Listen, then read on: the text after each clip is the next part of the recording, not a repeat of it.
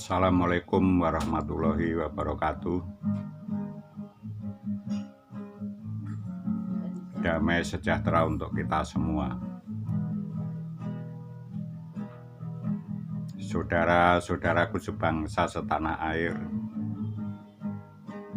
pada hari ini mari kita bersama-sama membahas tentang Pancasila, yaitu sila ke-1.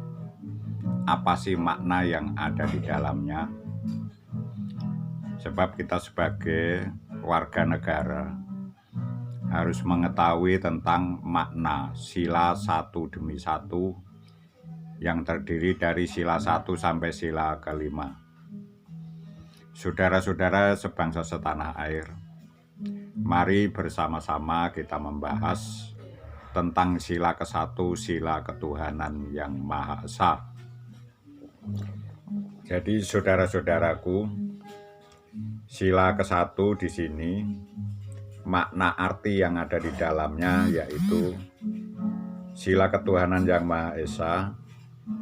Dalam Pancasila pada prinsipnya menegaskan bahwa bangsa Indonesia dan setiap warga negara harus mengakui adanya Tuhan. Oleh karena itu, setiap orang dapat menyembah Tuhannya sesuai dengan keyakinannya masing-masing. Jadi mari saudara-saudaraku sebangsa setanah air, kita hidup di dalam negara Indonesia menjadi anak ibu pertiwi ini harus bertuhan. Karena pada dasarnya negara kita adalah negara bertuhan.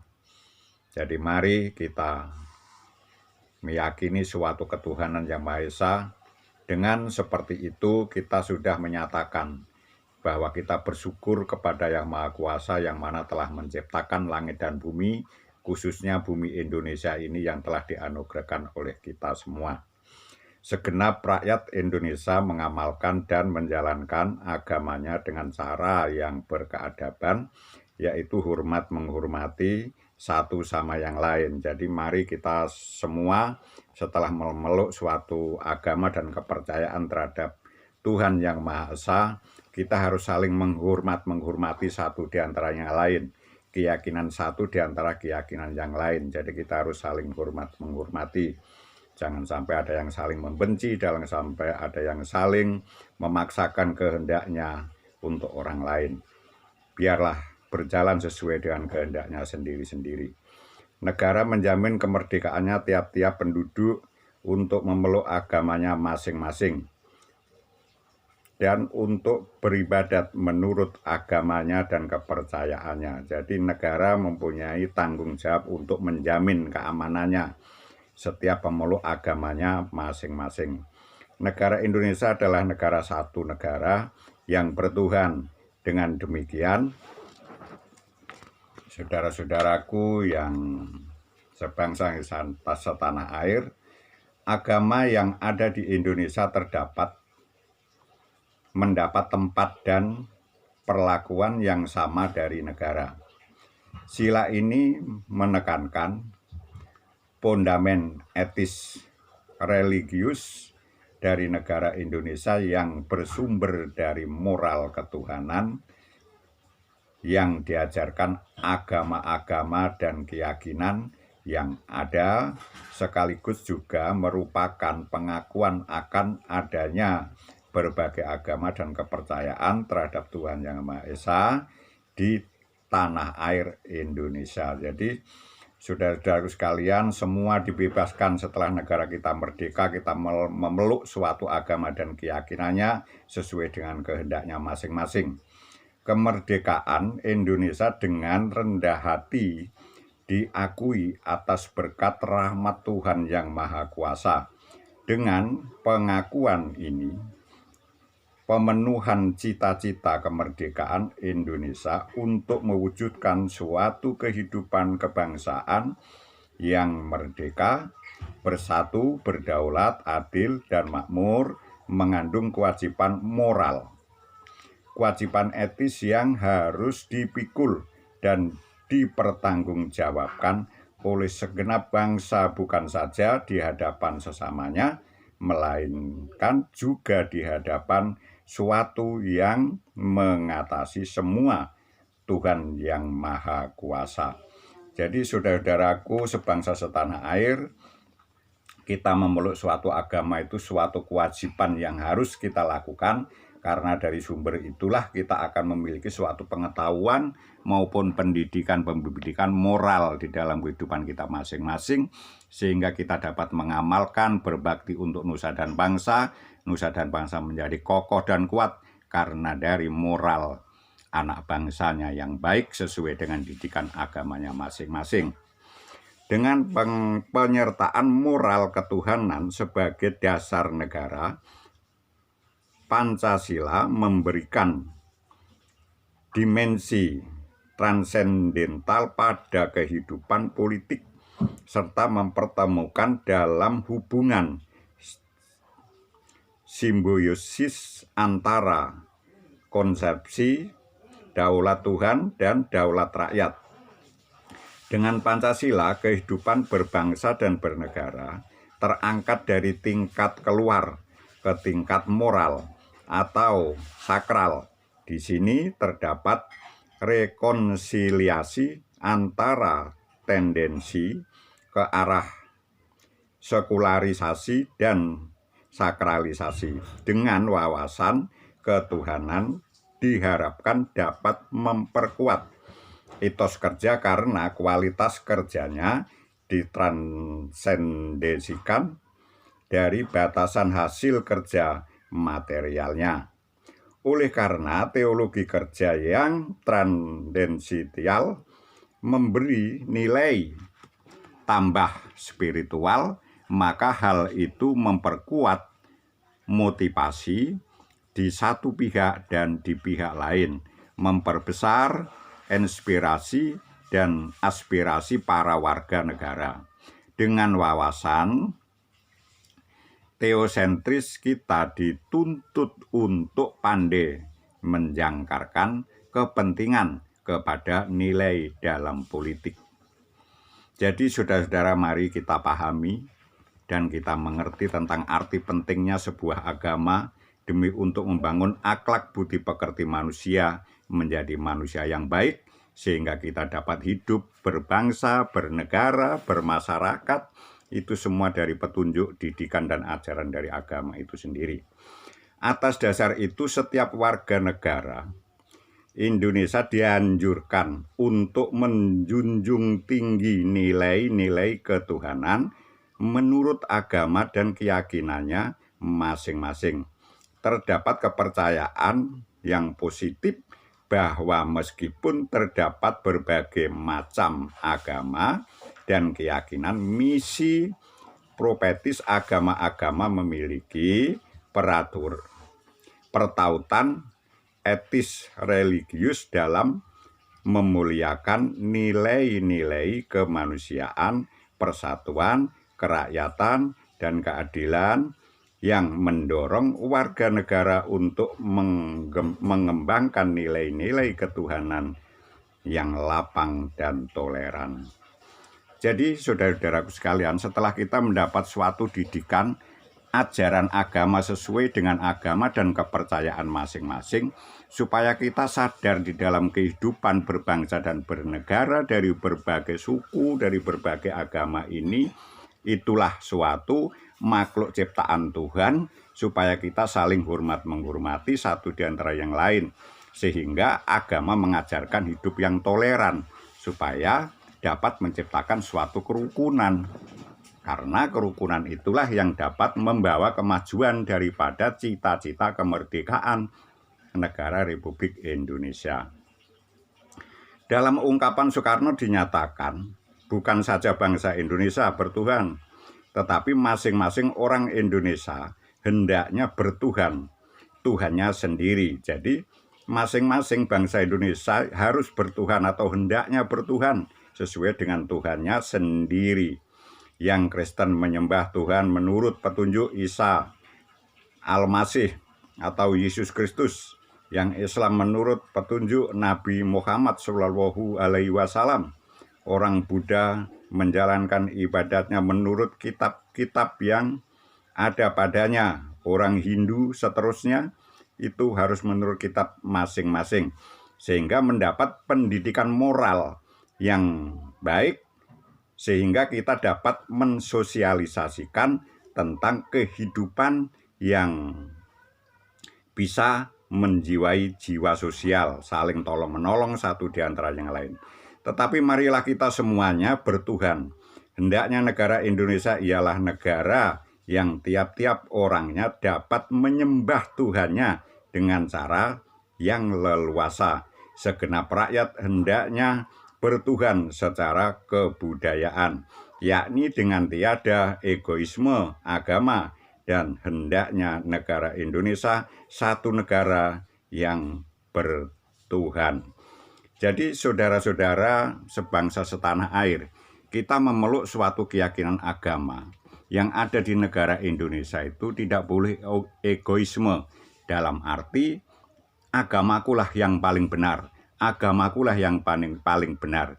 Itu tidak diperbolehkan, karena kebenaran yang hakiki mutlak milik Tuhan, milik Allah.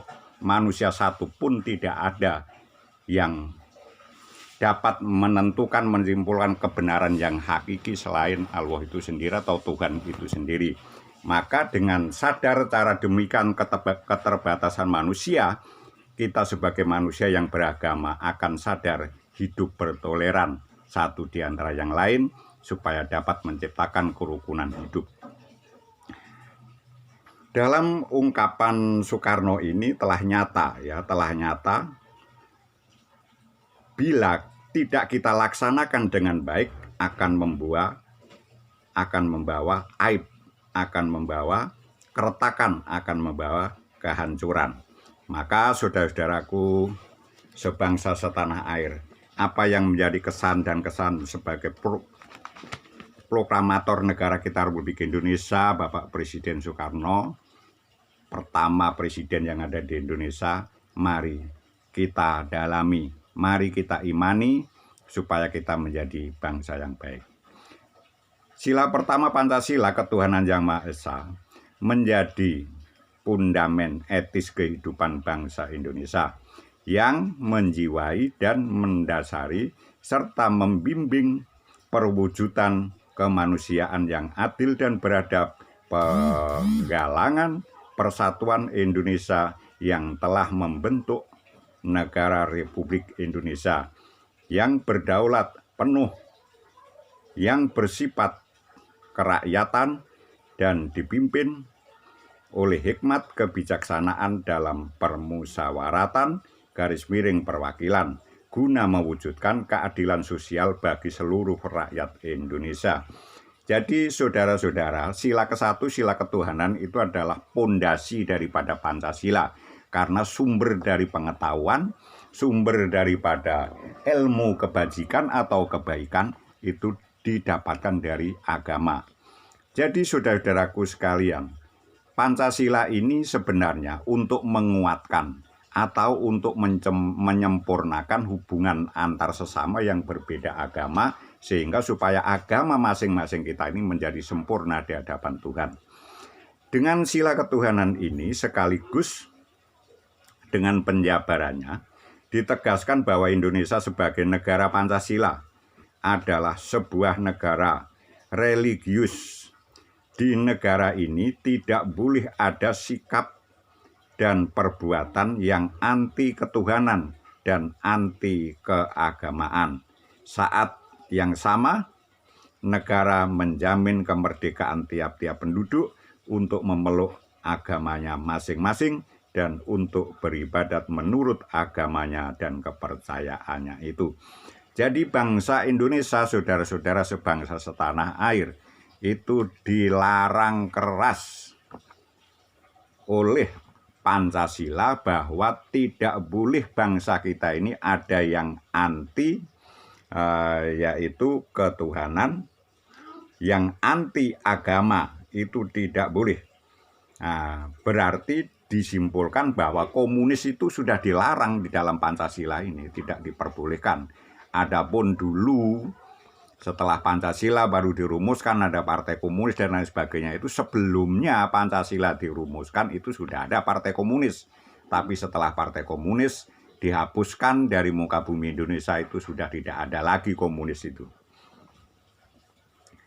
Di dalam konsepsi yang demikian, negara tidak mewakili agama tertentu, tetapi negara harus memfasilitasi, melindungi, dan menjamin keamanannya jika warganya dalam melaksanakan ajaran agama karena keyakinan dan kesadaran sendiri.